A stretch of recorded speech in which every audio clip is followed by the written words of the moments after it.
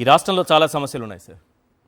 ఇప్పుడు ప్రజెంట్ ఇప్పటికిప్పుడు 2 సమస్యలపైన రాష్ట్రం మొత్తం అట్టుడికిపోతుంది. ఒకటి యూరియా కొరత, రైతులు పడుతున్న కష్టాలు చూసి సామాన్యుడు కూడా చలించిపోతున్నటువంటి పరిస్థితి.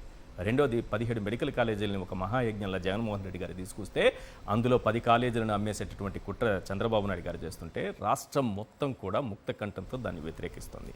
ఈ వార్తలు ప్రజల్లోకి వెళ్ళకూడదు, ఇలాంటివి ప్రజలు చర్చించుకోకూడదు. అందుకేం చేయాలి? మనం కొన్ని వార్తలు రాయాలి. బరిలోకి భారతి ఇలాంటి వార్తలు రాసి ఏం చెప్పాలనుకున్నారు? మహిళల జీవితాలను తీసుకొస్తారు, మహిళల ఫోటోలు తీసుకొస్తారు, సింపుల్గా ఒక ఫ్యామిలీలోకి ఎంటర్ అయిపోతారు. వీళ్ళు జర్నలిస్టులా తీసుకొచ్చి మహిళల ఫోటోలు ప్రచురించి వార్తలు రాస్తారా? వీళ్ళ ఫ్యామిలీ, చంద్రబాబు నాయుడు గారి ఫ్యామిలీ హ్యాపీగా ఉండాలి, ఉండని మంచిదే. కానీ ఇదేంటిది? ఏం చెప్తారు? ఈశ్వర్ గారు, ముందుగా మీకు ప్యానల్లో ఉన్న అందరికీ అట్లానే సాక్షి టీవీ ప్రేక్షకులందరూ నమస్కారాలు. మీరు పత్రికలు ఇంకా వాళ్ళు జర్నలిస్టులు అని సంబోధిస్తున్నందుకు ముందు మిమ్మల్ని అనాలి. అంతేనా? వాళ్ళు పత్రికలు నడుపుతున్నట్టుగా ఏ రోజైనా మీకు కనపడిందా? వాళ్ళు జర్నలిస్టులు జర్నలిజంగా మీకు ఏ రోజైనా కనపడిందా? 2 ఉగ్రవాద సంస్థలను నడుపుతున్నారంట. నేను హైదరాబాదులో కూర్చొని నిరంతరం ఆంధ్రప్రదేశ్ మీద, వైఎస్ఆర్ కాంగ్రెస్ పార్టీ మీద, ప్రజల మీద, లేదంటే జగన్మోహన్ రెడ్డి గారి కుటుంబ సభ్యుల మీద నిరంతరం విషం చిమ్ముతున్నటువంటి 2 ఉగ్రవాద సంస్థలు. వాళ్ళు నడుపుతుంది జర్నలిజం కాదు, ఒక మాఫియా నడుపుతా ఉన్నారు. వీళ్ళు ఇప్పుడున్నట్టు కూటమి పార్టీలో ఇప్పుడు అన్నటువంటి ఈ నాయకులు కూడా వాళ్ళ ఇంట్లో ఉన్న వాళ్ళే మహిళలు, ఇంకా వేరే ఇళ్లలో ఉండేవాళ్ళు వాళ్ళ దృష్టిలో మహిళలు కాదు. వాళ్ళ మీద రకరకాలుగా వాళ్ళ ఎమ్మెల్యేల చేత మాట్లాడిస్తారు. ఈరోజు భారతమ్మ గారి గురించి రాశారు కదా, మొన్న సాక్షాత్తు జూనియర్ ఎన్టీఆర్ గారి తల్లి మీదే తెలుగుదేశం పార్టీ ఎమ్మెల్యే చేత మాట్లాడించారు. జూనియర్ ఎన్టీఆర్ గారి తల్లి మీద సాక్షాత్తు తెలుగుదేశం పార్టీ ఎమ్మెల్యే చేత నారా లోకేష్ ఆధ్వర్యంలో మాట్లాడించినటువంటి మాటలు. క్షమాపణ చెప్పండి, ఇప్పటికీ క్షమాపణ చెప్పాలా. మొన్న చంద్రబాబు నాయుడు గారు బాగా రిసీవ్ చేస్తున్నారు అనంతపురంలో, చూశారు కదా మీరు. పెట్టుకొని మళ్ళీ చెప్తున్నారు మహిళల జోలికి ఎవరైనా వస్తే అదే అని అంటున్నారు చంద్రబాబు. వీళ్ళది ఏంటంటే సార్, ప్రతిరోజు జగన్మోహన్ రెడ్డి గారి వ్యక్తిత్వం మీద, జగన్మోహన్ రెడ్డి గారి వ్యక్తిగత జీవితంలో ఏదేదో జరిగిపోయిందని, లేదంటే జగన్మోహన్ రెడ్డి గారి కుటుంబ సభ్యుల మీద రాయటం అనేది వీళ్ళకి ప్రతిరోజు అలవాటుగా మారిపోయింది. నేను సూటిగా అడుగుతున్నా, మీరు అంతకుముందు కూడా ఇదే వార్త రాశారు ఆంధ్రజ్యోతి రాధాకృష్ణ. కడుపుకి ఆ రోజు అన్నం తిని రాయలేదు, నిన్న కూడా అన్నం తిని రాయలేదు, అంతకంటే పెద్ద మాటలు లేవు కాబట్టి ఎందుకు రాయాలి? ఇది చూడండి సార్, ఇక్కడ 2022 ఎప్పుడు 2022 జూలై 9వ తారీఖు, అంటే వైఎస్ఆర్ కాంగ్రెస్ పార్టీ ప్లేనరీ జరుగుతున్నటువంటి ఆ సమయంలో వచ్చినటువంటి వార్త చూడండి. భారతిరెడ్డికి లైన్ క్లియర్ అని చెప్పి ఇదే ఆంధ్రజ్యోతి హెడ్డింగ్ పెట్టింది. అవును, అప్పుడు లైన్ క్లియర్ చేసిన తర్వాత మళ్ళీ భారతిరెడ్డికి లైన్ క్లియర్ అని హెడ్డింగ్ పెట్టి భారతమ్మ గారి గురించి వీళ్ళు రాసినటువంటి వార్త చూస్తే, అక్రమాస్తుల కేసుల్లో భవిష్యత్తులో తనకు చిక్కులు ఎదురైతే, అంటే జైలుకి వెళ్లాల్సిన పరిస్థితి వస్తే, ముఖ్యమంత్రి కుర్చీలో తన భార్య భారతిరెడ్డిని కూర్చోబెట్టేందుకే తల్లి విజయలక్ష్మి గారిని గౌరవ అధ్యక్షురాలుగా సాగనంపారా? జగన్ జైలుకి వెళ్తే సీఎం కుర్చీలో ఆమె అని చెప్పి హెడ్డింగ్ పెట్టింది. ఇప్పుడు ఇది 2002, ఇదేమో అక్రమాస్తుల కేసు. ఈ రోజు రాసినటువంటి హెడ్డింగ్ చూడండి, లెక్కర్ స్కామ్ లో అరెస్టుపై రకరకాల వదంతులు వస్తున్నారు కాబట్టి భార్య భారతి ఎంట్రీ. 3 ఏళ్ల తర్వాత మళ్ళీ వార్త, అప్పుడేమో అక్రమాస్తుల కేసు, అందుకని లైన్ క్లియర్ చేశారంట.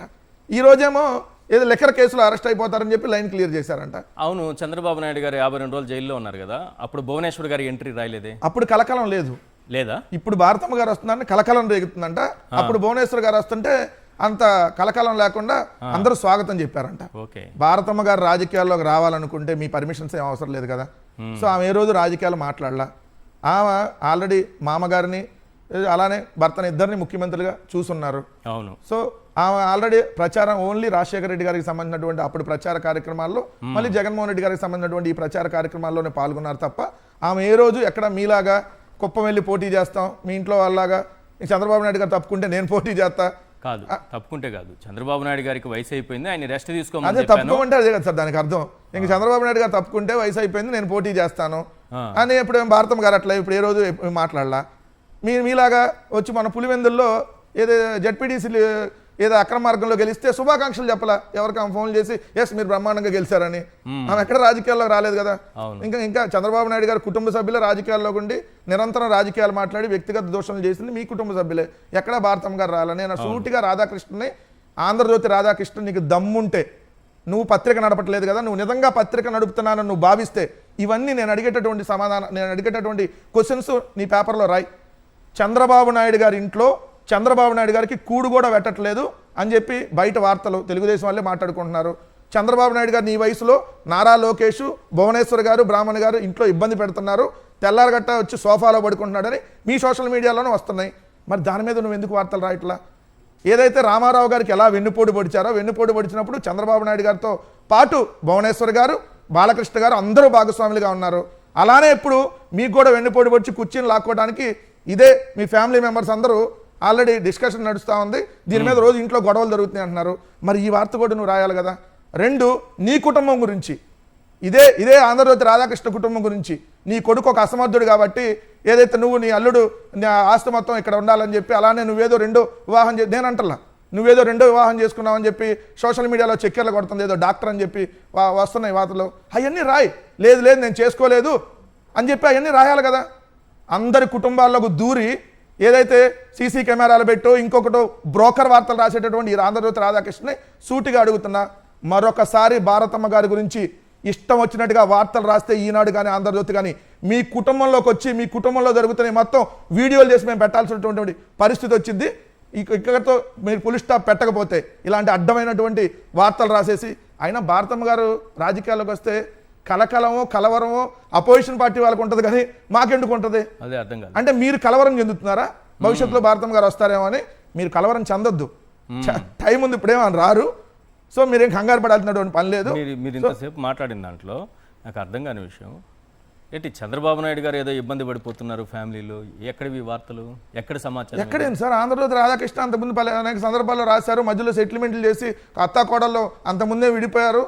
అత్తాకోడలు విడిపోయినాక మళ్ళీ ఇప్పుడు అత్తాకోడలు కలిసి సీఎం కుర్చీ కోసం ఏదైతే చంద్రబాబు నాయుడు గారిని దించాలి, నీకు వయసు అయిపోయింది, నువ్వు ఏది పడితే అది మాట్లాడుతున్నావు, ఇంకా రేపొద్దున మళ్ళీ జగన్ గారు అధికారంలోకి వస్తే జీవితంలో లోకేష్ అనేవాడు ఎమ్మెల్యేగా కూడా గెలవడు, ఇప్పుడే ఏదో ఒకటి 2 ఏళ్ళు 1 సంవత్సరం 3 ఏళ్ళు ఇప్పుడు ఇచ్చేస్తే కనీసం మాజీ ముఖ్యమంత్రి అన్నటువంటి హోదా అన్న ఉంటుందని చెప్పి అంటున్నారనేది ఈరోజు జరుగుతుంది. అందుకనే ఢిల్లీకి నారా లోకేష్ ప్రతిసారి వెళ్ళి మోడీ గారిని వీళ్ళందరినీ కలిసి వస్తున్నారనేది మీరందరూ చెప్తున్నాయి. భవిష్యత్ నాయకుడు అని చెప్పి మీరే ప్రమోట్ చేసుకుంటాం దానికోసమే అని చెప్పి అంటున్నారు. ఆ వార్తలన్నీ రాయాలి కదా. ఆ వార్తలన్నీ ఎందుకు రాయవు నువ్వు? అంటే భారతమ్మ గారి గురించి లేదంటే జగన్మోహన్ రెడ్డి గారి కుటుంబ సభ్యుల గురించి ఏదో ఒక వార్త రాసి మొత్తం టాపిక్ డైవర్ట్ చేయాలి. ఎందుకు? ఈరోజు అసలు అంశం ఏంటి? యూరియా కోసం 2 నెలలుగా రైతులు క్యూలో నిలబడతా ఉన్నారు. 2 నెలలు అయింది. స్టిల్ ఈ రోజు మన డిబేట్ జరుగుతున్న సమయానికి ఈ సమయానికి కూడా ఉన్నారు ఇంకా క్యూలో ఉన్నారు. కానీ ఆ వార్తలు కవర్ కాకూడదు.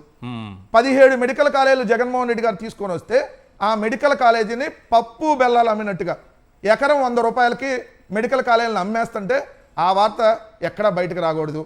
దాని మీద జరుగుతున్నటువంటి నిరసనలు బయటకు రాకూడదు. అందుకని చెప్పి ఇలాంటి వార్తలు రాసి మీరేం చేశారు? డిస్కషన్ దీని మీద డైవర్ట్ అయింది కదా. సో అందుకని ఇట్లాంటి వార్తలు రాసి ఇష్టం వచ్చినట్టుగా రాక్షస ఆనందాన్ని వాళ్ళు పొందుతూ ప్రజల్లో ఏదో డైవర్ట్ చేయాలన్నటువంటి ఆలోచన చేస్తున్నారు. ఒకటి క్లియర్గా చెప్తున్నా, మీరు అనుకున్నట్టుగా జగన్మోహన్ రెడ్డి గారు జైలుకు వెళ్ళడు. జగన్మోహన్ రెడ్డి గారు బెయిల్ రద్దు కాదు.